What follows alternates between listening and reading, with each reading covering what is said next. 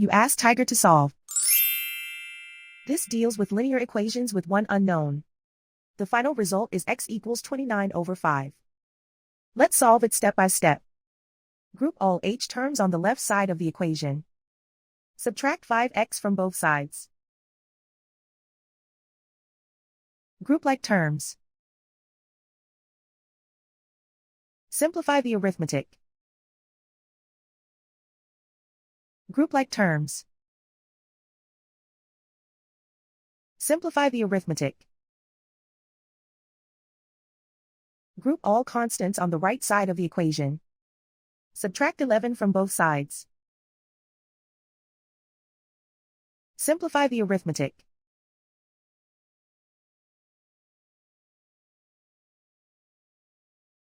Isolate the h. Divide both sides by 10.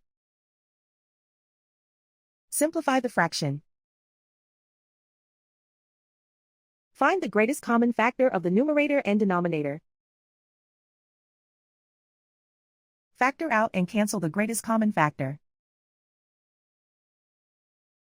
And so the final result is x equals 29 over 5.